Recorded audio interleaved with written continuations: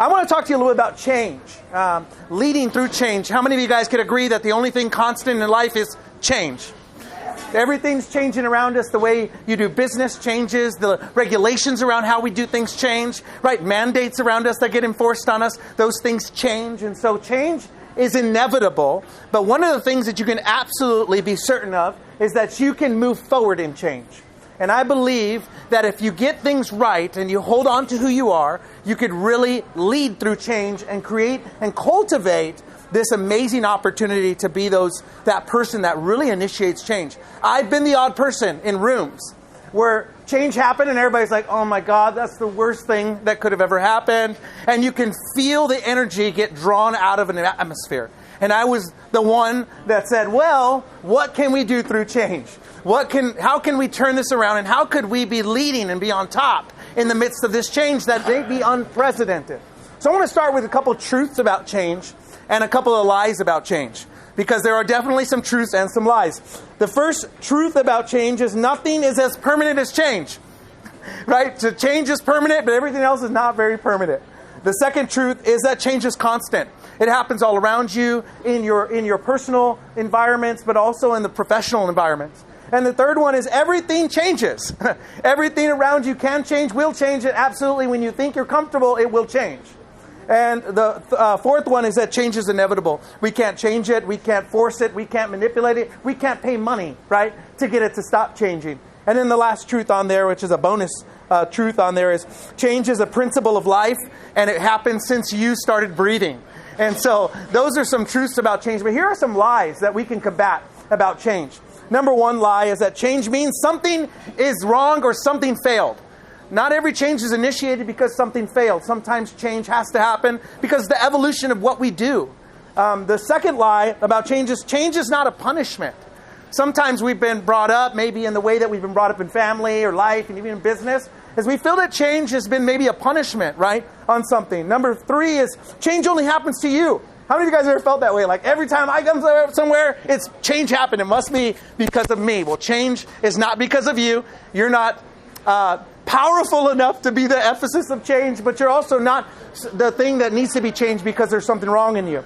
And another thing is change is not a personal attack. Sometimes we can think that something changed and because of it, maybe it's some way to show me how to do something, force me how to do something. But at the end of the day, it's not a personal attack. And then lie number 5 is this. Change means it's going to be harder or worse. How many of you guys went into something thinking, oh my God, this change is going to make my process hard, more difficult. It's going to make it harder for me to generate leads, harder for me to follow up on things, harder on paperwork. And it may be steps, but change doesn't necessarily mean harder or worse. So I want to talk about all the things that happen through change, but I want to affirm you first. You have gifts, talents, abilities, and experience that change cannot touch. So I want you just to do this for a second with me. Put your hands just like this on your arms. And I want you to just think about this. Everything that you're holding on to, which is all of you, cannot be taken away from you because of change. You have gifts, talents, and abilities, and those stick with you in the midst of change. All right, you can release your hands. I know that was awkward. So, why does change paralyze so many people? I could tell you, as being a director in admissions in school, or running and directing our own Bible college with my wife and I, or working with businesses and on really strategizing how to get out of operational dysfunction, I could tell you that change is on the top 10 list of what paralyzes companies, professionals, and professional environments. And you could choose. Change paralyzing people is 100% preventable. It can be preventable 100% of the time. And the thing that happens with that is, why do a majority of people digress when change happens? Have you ever asked that? When some big change happens and it's in your workplace, your environment, or just your kind of focus in what you do for your job, why does it seem like when change comes, it's almost like people digress? The reason is because we don't have a grip on change. And so I want to challenge you with 2 real big principles to really lead through change. You have a decision to make. The decision is, in the midst of change, I can either be in crisis mode or I can be in opportunity mode. I want to tell you a little story about a company, 3M. You've probably heard of them, but in 2019, they were getting ready to file bankruptcy. A lot of their products that they've launched weren't on the cutting edge of things. They were being duplicated at cheaper costs for other people. And they were about to file bankruptcy about mid-2020. They were projecting it in 2019. And then the pandemic hit, right? People got mask mandates, shelter-in-place mandates. Work as we know it has changed, right? We saw the most change in March 16th of 2020. It changed the way we do business. You guys are people, right? You're in front of them. You're talking to them. You have to do business that way. And so 3M took a pivot in change. They decided that they're going to shift. In the warehouses that were getting ready to close, we're going to move all of our warehouses and we're going to start making masks. They were one of the first major corporations to flip the switch on the production of what they did, and they leaned into change and saw it as an opportunity to change the trajectory of where their business was going. They did that, and where they were about $190 million in deficit, they actually took a jump and became $400 million in profit in a matter of 4 months when the pandemic hit, because they led through change. And so change can either put you in crisis mode or it can put you in opportunity mode. It just really lies in the decision that happens between our 2 ears, our eyebrows, our eyes, and our hair, which is our brain. Our mind is the thing that makes the difference. So let's just undress really quick what crisis mode does in change. How can I diagnose it? And I know that might seem pretty basic, but I want to talk about some of the things that happen in crisis mode. Number one, when we get into crisis mode because of change, that we think all change is really in midst creating more work, more dialogue, and at the end of the day, it's difficult or impossible for me to do it. And so therefore, we get in crisis. Crisis just means that I no longer have a hold of me. That's what crisis means. It means that I am wailing and being tossed to and fro. Have you ever been caught like out in the ocean? Doesn't matter what part of the ocean. You walked out about waist deep, and all of a sudden, the waves changed. And you got caught and tossed and turned, and you're like, what just happened? I thought I was only a waist deep in water. That's what happens when crisis happens to us. We get unexpected things coming at us, and we lose our footing. And when we lose our footing, we lose our ability to think and do appropriately, actively, and effectively. And so we get pushed into crisis. Crisis can be a result of change, but doesn't have to be. External crisis happens because internally we've lost a grip of who we are. You, like I started with the beginning, have a unique set of skill sets and abilities that this world needs. And when you're in crisis mode, you can't really utilize your gifts, talents, and abilities to the best of your ability. And so I want to give you an example of 3 things that how people get effective with crisis mode. Number one is when a person changes and changes happen around them, crisis mode will allow their viewpoint of the world to change. When you're in crisis, everything that used to be good, all of a sudden isn't as good. The things I used to think tasted good, all of a sudden don't taste good. Right? The people that I enjoyed hanging around with in crisis mode, now all of a sudden I don't enjoy that company. Not because they changed, but because the internal crisis in me. So that sometimes is you have to look at it is when I went through all this, did something change when I had people I interacted with and all of a sudden they were fine. They didn't really change, but now my crisis gave me a lens to look at them differently. And so I looked at them through a crisis lens, which allowed me to see maybe it's not as exciting as it used to be. You know how many marriages were affected by crisis? Because one person decided to allow the way that the viewpoint of the future affected them in the midst of their crisis. Instead of asking themselves questions, they question everything. That's what crisis does. Instead of you asking a question to the crisis makes you ask questions about everything. How many of you know if one thing in your life changes doesn't mean that everything else in your life is affected? But we tend to do that in crisis. Another thing is that systems and processes change, but sometimes when the systems and processes change, we change everything we do.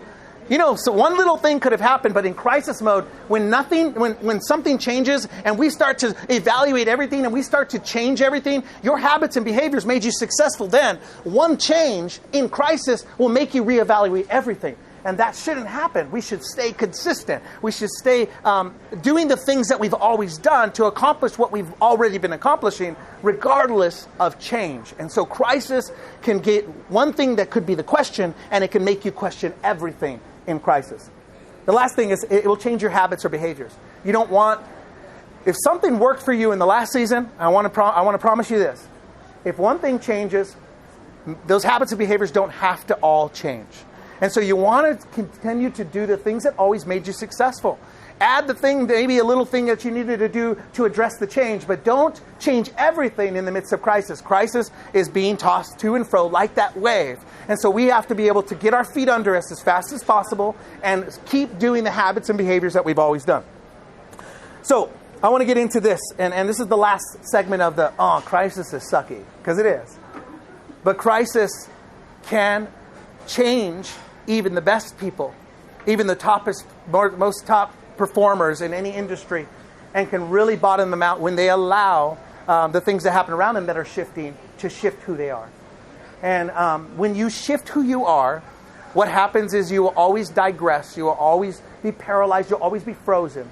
And so we have to fight with everything inside of us to fight that specific thing of crisis. And crisis, if you're in crisis, you'll only be in three things: going into crisis, in the middle of crisis, or coming out of a crisis. But in this change, you don't have to be that way. So I want to shift gears from crisis. Now, we heard it, and you're probably like, crisis is a cuss word. Yes, I want you to say that. Crisis is a cuss word. Crisis is a cuss word. Because I control crisis, right? I control the midst of how it affects me. But let's get into opportunity mode. Opportunity mode is this, and I'm going to cover three major components with you so that you can understand how to shift from crisis mode into opportunity mode. And it starts with this. Number one, expect change and prepare how you will handle it. The number one thing that you could do in change is start to forecast. Forecast your what ifs and how to's. When we know that we're living in an environment, using the housing department as a really big example, I work with probably about 15 realtors one-on-one, doing business coaching and strategies with them. But one of the things that I hear from them, and it's almost consistent, is what happens when the housing market changes. What do I do? What do I pivot? Everything has been different. It will change the way I prospect. I'm going to have to do more of some things, less of other things. And so it's a fear inside of them, whether they say it or not, that they're doing it. So instead of it being a fear, make it an opportunity. Make it an opportunity to look at places where you can pivot and shift and be prepared with a plan. Not that it will happen, but if it happens, I'm not in crisis, I'm in opportunity. What happens when you're the person that's done all the work to get ahead of the game, so when something changes, you already just got to step into a lane. Instead of putting a planning meeting, instead of sitting down with the top 10 of your group and trying to find out what they're doing, you are at the cutting edge of doing it. Change creates opportunities for people that are prepared. And so number one thing you have to do is prepare. So in other words, you have to make a decision before the environment and the change makes you decide. That's a good point to remember. I hope you revisit this video because that's something that's going to be pivotal in what you do. So you have to make a decision now before change makes you decide what to do or react what to do. The second component of that is that when you fail to plan, you plan to fail. You've heard that a lot of times. It was by a famous football player that said that, a coach. He said, when you prepare to plan ahead, you plan to fail. It's always good to come up with a preparation plan. All kinds of buildings, if you walk in a building, they have a disaster plan.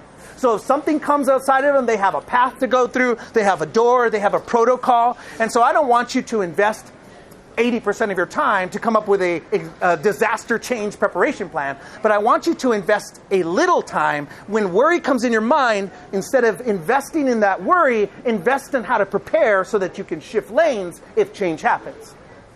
The second component of expect to change and prepare for it is that you have to figure out early how you will handle people that change in the areas of your life. Now, the other effect, probably the biggest one, is not really when systems or process or things externally change, but it's when the people closest to us, those environments change. The boss that brought me in, right? The company that took the risk on me, my mentor. What happens when those changes happen? How am I going to handle it? Am I putting everything that I've worked for, all my experience, in merely the bucket of who they are? Or am I actually preparing that if they move on, I have to know that when circles change, that means that happens, my circle will change too. So if they step out of an opportunity or they step into a new opportunity, it's now time for you to create a new circle around you instead of reacting to crisis in change. I want to move to the second point. So besides preparing and handling change, is now the second part is strengthen your strengths and continue your development. Most people that I work with, both personally, professionally, and at the executive level, is that they like to prepare with their resources, their time, and their effort to make their weaknesses stronger. I want to tell you that it's a complete waste of resources time and energy to try to invest in your weaknesses becoming strengths. Instead, strengthen your strengths, continue to strengthen those strengths in the midst of change, and outsource your weaknesses. If you spend too much time trying to strengthen something to develop yourself and to be the person that cultivates change, we have to now step into who we are. We have to lean greater into our strengths and continue our self-development through the process of change, because you will get ahead when you are sharper at what you are already sharp at. So sharpen what you're already sharp at and don't stop your development. If something pushes you to give up something, don't give up your development. Don't give up your time. Give up a coffee, right? Give up something that you like to do outside of that. But at the end of the day, never give up on strengthening your strengths and developing yourself. Most people pause or completely stop working on themselves when they to get comfortable in change. I don't want you to get comfortable in change. I want you to cultivate you in change. I want you to find out really at the end of the day, who is Joey? Who is Joey in his strongest place of his strengths? Who can Joey be at the end of this change? And where could I end up in a higher level that I've never been before? So you don't want to stop, pause, or stop working on what is making you complete. And don't get comfortable. Don't get comfortable with being subject to change, right? Get comfortable with really stepping into who you are. The second component of this category is that you are the only person that can lead yourself through change. So instead of looking for a hand to hold, you have to continue to pursue what you are already pursuing. Don't give up your goals. You know that vision plan that you all prepared in the beginning of the year with the list of the things that you're going to do and not give up. And now it's February 16th, and we've given up about 80% of those visions. Change hasn't even happened. What happened is that we changed our mind about what was important to us. And so you have to continue to pursue what you were pursuing when you thought it was the hottest, the most important, and the thing that was important, the most important to us. So I want you to pursue it while you're going through change, and don't stop putting it down. Don't reproject your vision statement. Instead, make little goals to get you where you were supposed to be. Every time you minimize you will always minimize what you're pursuing, and you'll shrink the box you were supposed to grow. So you have to make sure that you do not stop pursuing what you were always meant to pursue. And that goes with strengthening your strengths and self-development. Now, number 3 is manage your optimism. I'm going to spend a little extra time on here. Optimism is detrimental. I can't stand this term. I work with people that say this term all the time. And they say, well, Joey, it's not that I'm not optimistic. I'm just a realist. Realist is a definition for a pessimist. And so don't call yourself a realist. Call yourself an optimist that stands in reality. I know what's happening. I'm aware, but I choose not to allow my mind to visit the worst case scenario. I allow my investment of my time, energy, and resources to go after what could be the optimal thing that I can go after. So we have to fight being pessimistic and fight and lean into being optimistic. So manage your optimism. Optimism is 100% possible through any change you will go through in life. I can tell you, I've walked people personally through losing their spouses in the midst of things that are going on. And after I heard them, listened to them, I asked them, what were you still trying to strive for before this change happened? And at some point, you can actually move forward in the midst of while you grieve, while you go through things. You don't have to lose what you were going after. You can stay optimistic even though everything everything in your life isn't the best option available. And so you have to manage your optimism. And optimism is 100% possible. Pessimism is also 100% possible through every change we go through. So we could choose to automatically lean to the negative, lean to the worst case scenario, look at the glass half empty instead of half full if we tend to go there. And I want to tell you this. Some of us didn't do that by choice. The birds are enjoying it. I hope if they enjoyed it, I hope you guys are enjoying it. No, but I want you to hear this. This is super important. You have to be able to, in the midst of everything you're doing, you have to be able to remember that you can choose in that moment to self-correct. If you go to a pessimistic attitude or a realist mentality, you can choose in that moment to redirect. Sometimes we lean in to that feeling, we self-diagnosing that, and what our mind is focused on, we will manifest. And I know you might have heard this in all kinds of avenues, but what you focus on will show up in your life. And if you focus on what's the worst case scenario, let me tell you this, it's a self-fulfilling prophecy. You will walk into it, you will experience it, and it was 100% preventable if you would have just focused on something that might have been the opposite in that moment. Here's the keys to managing your optimism. And then I'll leave you a couple. You guys want to ask me questions and stuff about this, you can too as well. But the keys to managing your optimism. Number one, your mind will have a field day, especially when you come into agreement with everything you think. So I want to tell you about this. This is important, and I'm going to share these really principles that can really sharpen and change you when it comes to your mind will have a field day if you believe everything you think. Number one, your thoughts are not all truthful. Everything you think is not the truth.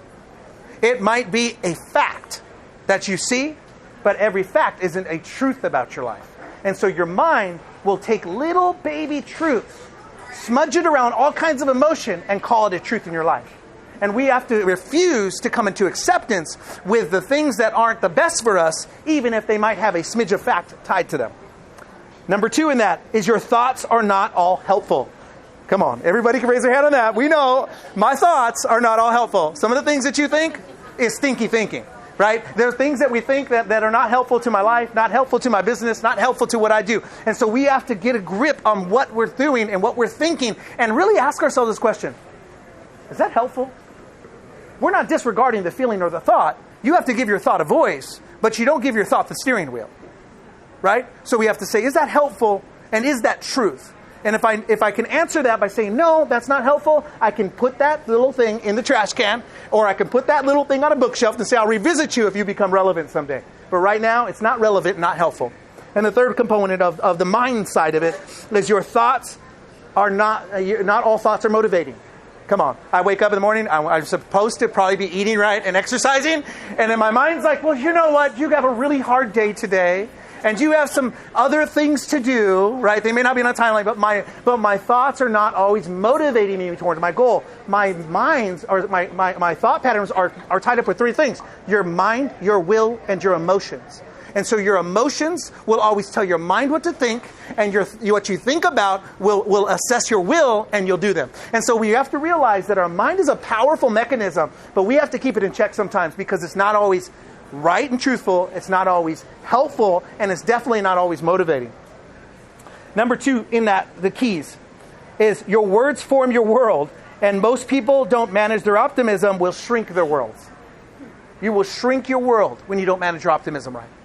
There's a couple of reasons why this happens. Number one, changing what you repeat from what you thought. So there's no power in what you think is negative. There's power when you agree with it. When I repeat it. When I say, I thought that, and then I'm like, you know what? I'm in the car drinking my soy latte. And as I'm drinking my soy latte, I start to repeat it in my mind. So we don't want to put on repeat the thoughts that are dysfunctional. We have to make sure that we're managing what's being repeated in our mind and not repeating them with our mouth. You have to watch what others say and what you agree with what others say. How many of you guys have that friend? You know who it is right now. You're already thinking about it. That friend that when something comes up, the first person that they call is that, hey, can you believe what they just said right now? Can you believe what the change that just happened? I just want to tell you right now, this is the end. It's not getting any better than this. And then immediately you hang up and you feel defeated. You didn't even say nothing, but you came into agreement with your mind. And I'm not telling you to disregard them, to push them out of your circle. I'm just trying to say this. You can listen to them without accepting, receiving, and agreeing what their forecast of what this change is. And so we have to manage the words that come out of other people's mouths just as much as the words that come out of our mouths, right?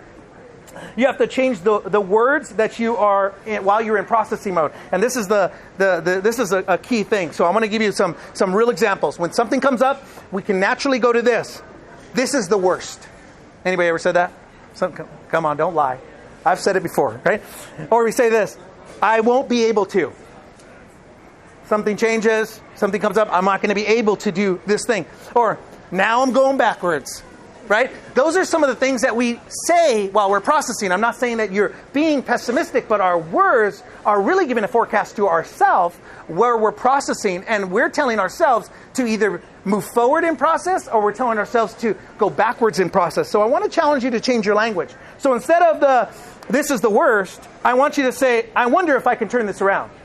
You see how one little word, I wonder, versus the worst can change the way, the trajectory of what you're thinking. You now start to get into strategy mode instead of disaster mode immediately because of changing wonder to worst, right? From worst to wonder. Or I won't be able to can change into something like, I want to figure out how I'll be able to do that. Big change, little changes, but it changes completely your mood, your focus, and your emphasis on what you're doing. So you have to make sure you change it. Here's the last one, right? I think I'm going to go backwards. Now can change to something like, I would like to get ahead through this change. I would like. Doesn't mean that you've mastered it. You're not even being a false realist. You're saying, I notice what's going on, but I'm going to use my words while I process to say something like, I would like to get ahead through this. So the last key that I'm going to talk to you about is temperature check the atmosphere of your habitat. Have you guys ever had like a fish, or somebody in your family had a hamster or a turtle or a snake? All of those things need different habitats.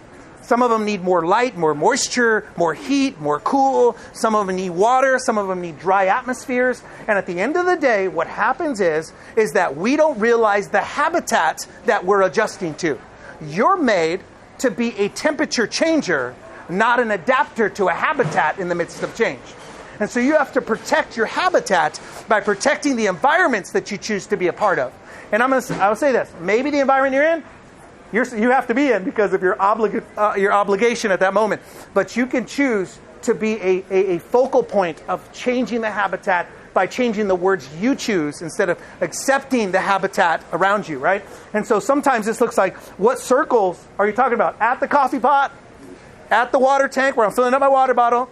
The conversations that are sitting around those places, are they being productive? Are they helping me through the process of my change? And if they're not, I have to choose to, it's good seeing you guys. I'm going to go take a second to go back to my desk to reassess. Or I'm going to go back to my car and I'm going to reassess. Or I'm going to change my mentality before I get on this next call. So we have to choose to manage our habitats. And you can only do that by managing your circles well. Okay? And the last component on this part is you can be an ear to somebody, but not everything needs to be a deposit. That's going to sit with you. That might go into the personal side of life too. You can be an ear to somebody that you care about, that you work with, a peer, but you don't have to make a deposit.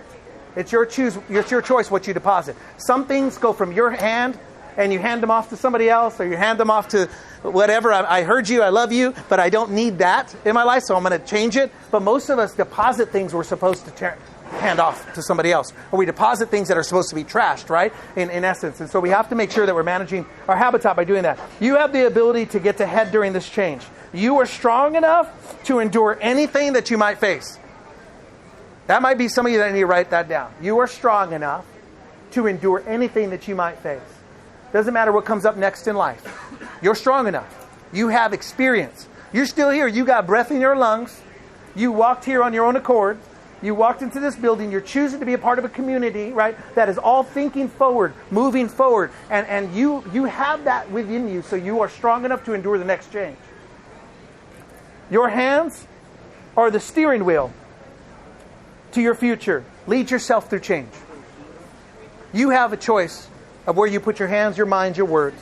And so you're holding on to that steering wheel. Don't hand your steering wheel to the world.